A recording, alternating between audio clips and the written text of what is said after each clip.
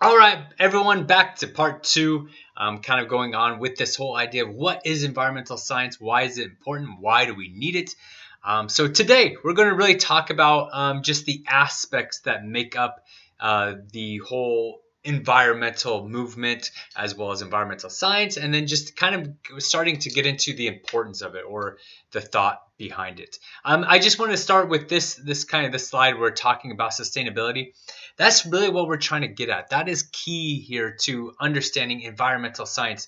The whole aspect is, as I stated before in the last ones, whereas 50% humans in their interaction with the nature and environment, just know that that 50% really goes back to creating a balance. How can humans live, and still advance technologically, fundamentally, in every other way, but also live in a way that is also friendly to the environment or doesn't overuse the environment, right? And that's the idea of sustainability. So when we're talking about sustainability, just think of creating balance, right?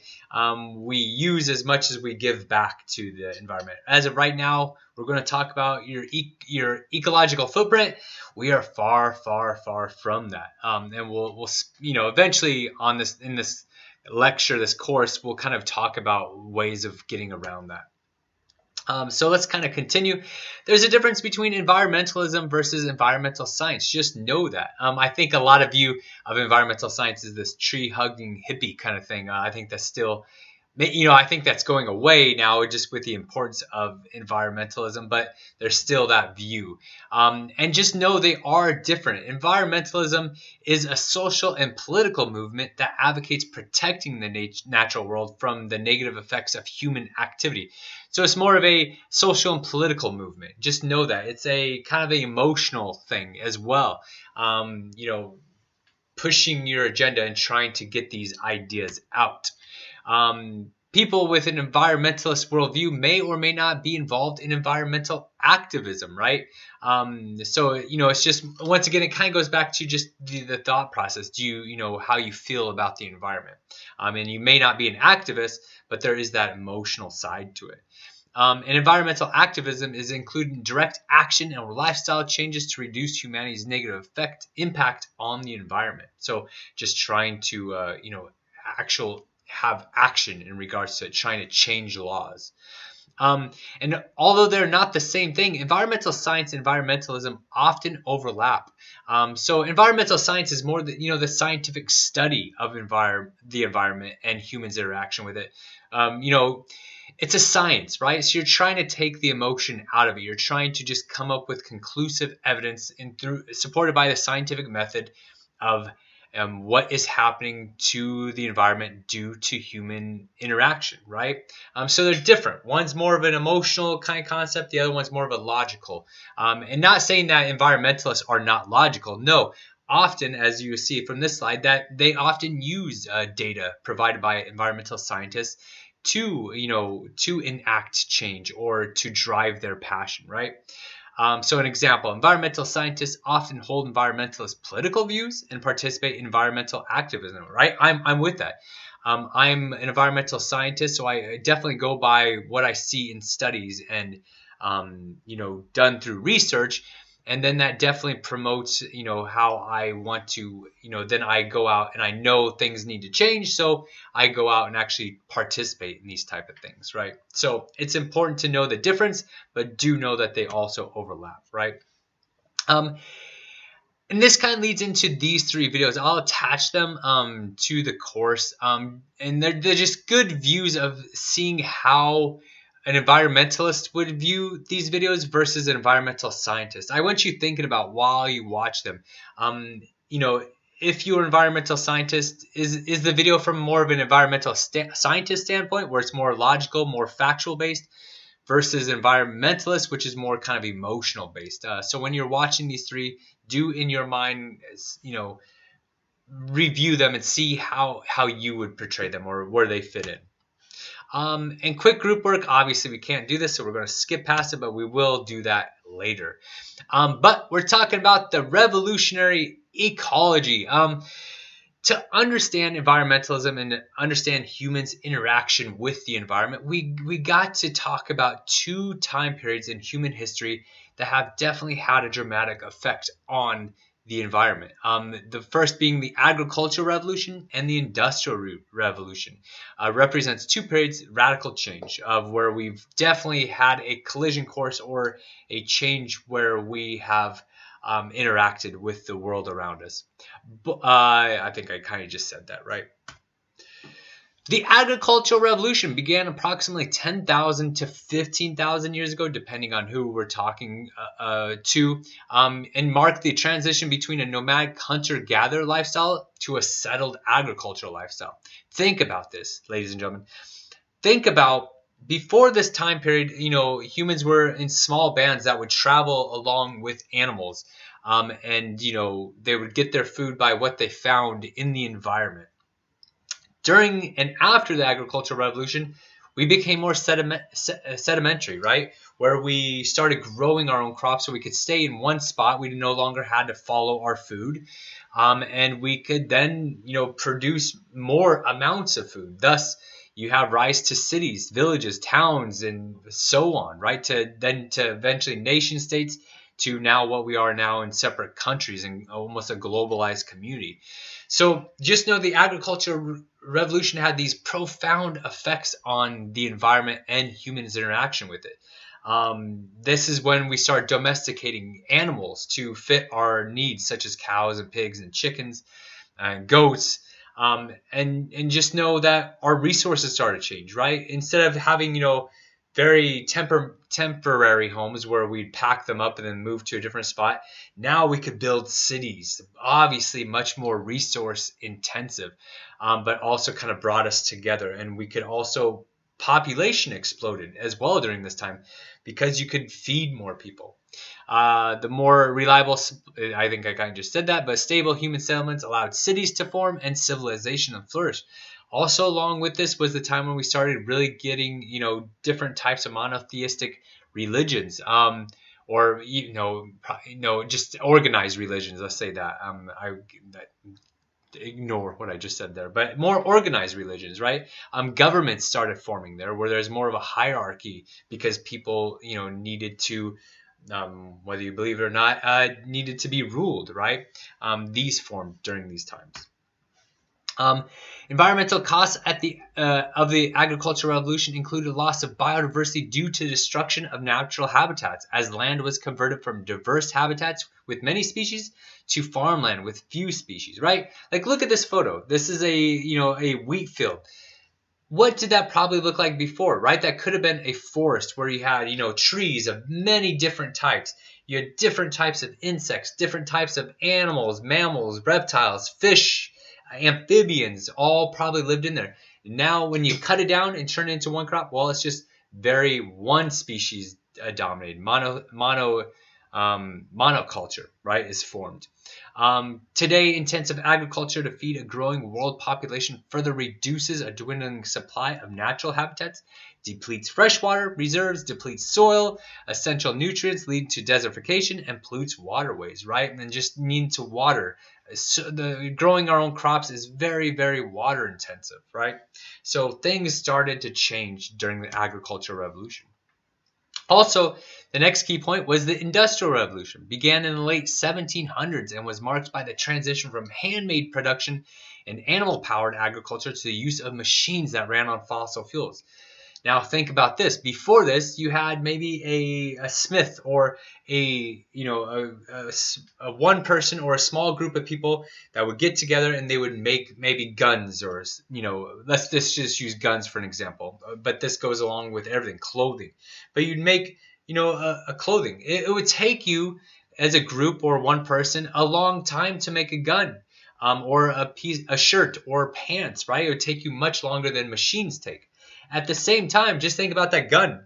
You would make one piece, and it would be its individual piece. There was no gun exactly like it. Why? Human inaccuracies, right? You're slowly, when you're hand making something, it might be slightly different from the next version. Well, with the introduction of power and factories, we can now make mass quantities of things in manufacturing multiple parts at one time. Thus, you could have Instead of producing one gun, you're now able to produce hundreds of guns. And think of the resources that would be needed for such an endeavor, right? Humans and animals run on energy from fuel, but the energy to run industrial machines then comes from fossil fuels such as coal and petroleum. Then not only were we needing more materials to produce those goods because we could produce more, we needed energy that would then be put into these machines. And thus, we're kind of getting to fossil fuels and the rise of them. So just know these are important times in history where it really changed the game plan. The benefits of the Industrial Revolution included rapid advancement of technology and longer and healthier lives, right? Factories, we could now produce better medicines, medications. And then due to this development of sanitation medicines, a population was able to live, right? Before this, we had death of young people at an alarming rate, where 3 out of 4 children might have died before the age of 3. Right now, children were living. Thus, our population exploded, as well as new technologies such as communication and transportation. And as a result of this, look, we have exponential growth of the human population. As we can see, the human population really bumbled along there. It's increasing ever so slightly, right? But as it kept going on, and boom, we hit the Industrial Revolution. Medicines, we are able to now feed more people, give people more materials. We are able to keep them healthier longer. Human population exploded. And obviously, that just requires more resources. The more people you have, it was this kind of culminating effect that really destabilized humans' interaction with the environment. And there we are. People, right? So we just have so many more people on this planet than there ever were before. And along with it, we have environmental costs, right? Of the agricultural and industrial revolutions are multiplied by the rapidly growing human population, right? I think I kind of just said that, where now with factories, humans could have more stuff, but then also with factories, you had this people living longer, fuller lives, and more people living. Thus, and then each of those people that are now living needed all those resources. It was just this culmination effect that really took a toll on the environment.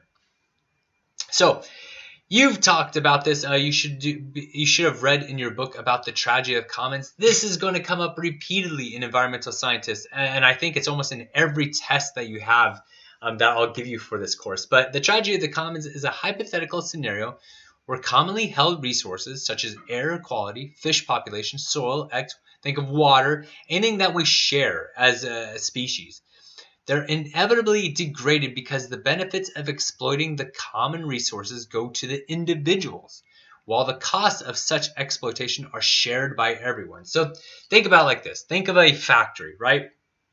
Let's say you produce pants. Let's say you produce jeans. You as a business owner, you open this factory.